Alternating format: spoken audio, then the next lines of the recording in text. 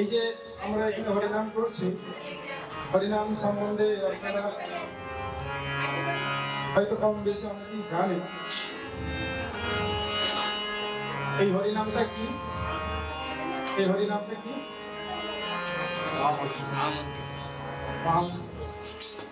ভগবান শ্রীকৃষ্ণের থেকে অভিন্ন নাম নামিন। শাস্ত্রে বলছে যে ভগবান আর এই নাম, ভগবানের মধ্যে আর এই নামের মধ্যে কোনো অন্তর নেই, কোনো অন্তর নেই। আপনি একটা কাগজে বা দেওয়ালে এই হরে কৃষ্ণ কৃষ্ণ কৃষ্ণ হরে হরে, হরে রাম রাম রাম হরে হরে লিখে যদি রোজের আপনি পূজা করেন, ভোগ দেখান, ভগবানকে আরতি করার ভোগ দেখানোর ফল পাবেন। একই জিনিস, অভিনব নাম নাম। আমাদের নাম আর আমার মধ্যে তফাৎ আছে। আমার নাম যদি ওখানে নেন, আমি ওখানে থাকি না। আছে কি? হয় কি? যেমন সুদামা বাবু এখানে নেই। ওরা সুদামা বললে সুদামা বাবু এখানে আছে? নেই। হ্যাঁ? তাহলে ওনার নামের মধ্যে আর ওনার মধ্যে তফাৎ আছে। কিন্তু ভগবানের যা নাম নেবে না, ভগবান ওখানে। নামের মধ্যে আর নামের মধ্যে কোনো অন্তর নেই। এই যে হরিনামটা আমরা গাইছি, এটা সাক্ষাৎ ভগবান শ্রীকৃষ্ণ আমাদের জিহ্বায় নৃত্য করছে। আর এই হরিনাম কোথা থেকে এসছে? এই হরিনাম কোথা থেকে এসছে? গোলক বৃন্দাবন থেকে। কে নিয়ে এসছেন? নারদ মুনি। গোলকের প্রেম ধর্ম হরিনাম সংকীর্তন, এনেছি ঔষধি মায়া নাশিবার লাগি, হরিনাম মহামন্ত্র লও তুমি মাগি। শাস্ত্র বলছে এনেছি ঔষধি মায়া নাশিবার লাগি। দেখুন, যখন কারোর জন্ডিস হয় তাকে কি খাওয়ানো হয়? কারণ ধরুন জন্ডিস হয়েছে, তাকে কি খাওয়ানো হয়? আখের রস, না? আখের রস খাওয়া হয় তো। আর আখের রসটা তাকে কিরকম লাগবে? সেই সময় জন্ডিস হয়েছে, তাকে যদি আখের রস দেওয়া হয় কিরকম লাগবে? তেতো লাগবে। কিন্তু আখের রস কি তেতো? তাকে তেতো কেন লাগছে?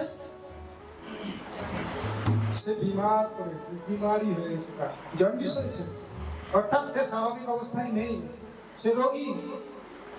এই জন্য বলছে এনেছে ঔষধি। এই হরিনামটা হচ্ছে মহা ঔষধি। কি করবে? ওই ঔষধ যদি খাওয়া হয় কি করবে না? মায়া নাশিবার লাগি। আমাদের ভূতে ধরেছে, আমাদের সকলকে ভূতে ধরেছে। আমরা আমাদের পরিচয় ভুলে গিয়েছি। একটা কোনো মানুষকে ধরুন ভূতে ধরেছে, তাকে যদি জিজ্ঞাসা করা, এই তোর বাড়ি কোথায়? সে উত্তর কি দেবে? তুই কোথায় থাকিস? তোর বাড়ি কোথায়? সে বলবে ওই বমপুরায় যে তাল গাছটা, সেই তাল গাছে আমার বাড়ি। বলবে না? ভূত কোথায় থাকে? তাল গাছে থাকে।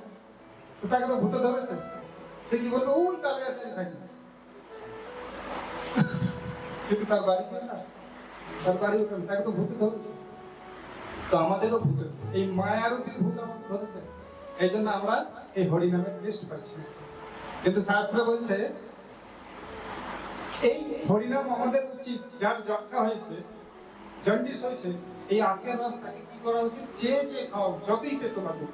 তো এই আখের রসে যত প্রত্যেকদিন যত খাবে, আস্তে আস্তে আস্তে আস্তে আস্তে আস্তে কি হবে? মিষ্টি লাগবে। আস্তে আস্তে মিষ্টি লাগবে। মিষ্টি লাগবে কেন? এই আখের রসই তার ওই রোগ সারিয়ে তুলবে এবং আস্তে আস্তে সে তার স্বাভাবিক স্বাদে ফিরে আসে। তো সেই রকম শুরুতে আমাদের এই হরিনামের প্রতি কোনো রুচি থাকে না। হ্যাঁ, সকলে মিলে করছি, চলো আমরা করছি, ঠিক আছে, একটু তেতো লাগে, কিন্তু এই মহামন্ত্রের গুণই হচ্ছে এটা। এই নামের এই তো স্বভাব যে জপে তার উপজে ভাব।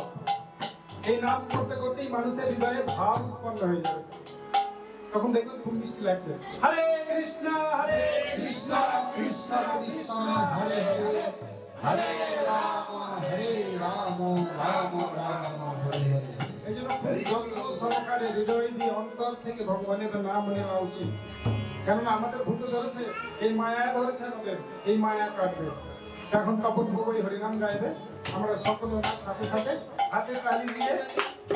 দেখুন WHO দ্বারা প্রমাণিত করা হয়েছে, কেউ যদি রোজে 100 খানা হাত তালি মারে, 100টা, এরা এই হেলথ অর্গানাইজেশন যে আছে আমাদের WHO, এখান থেকে প্রমাণিত করা হয়েছে কেউ যদি রোজ 100টা তালি মারে তার হৃদরোগ হবে না, এই বিপি, ব্লাড সুগার এগুলো সব তার ডাউন হয়ে যাবে।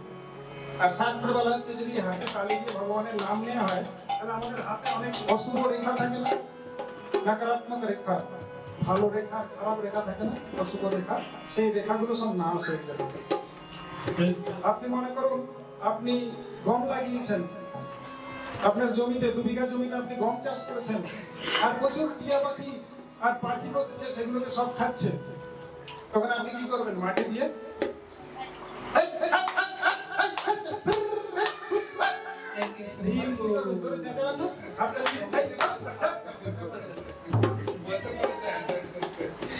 তো আপনি কি করবেন? জোরে জোরে চেঁচাবেন, হাত করে দেবেন যাতে পাখিগুলো উড়ে যায়। সেরকম আমাদের হৃদয়ে এরকম অনেক অনর্থ আছে, কাম, ক্রোধ, লোভ, মদ, মোহ, মাৎসর্য অনেক আছে, যার জন্য হরিনাম আমাদের মিষ্টি লাগে না, তেতো তেতো লাগে।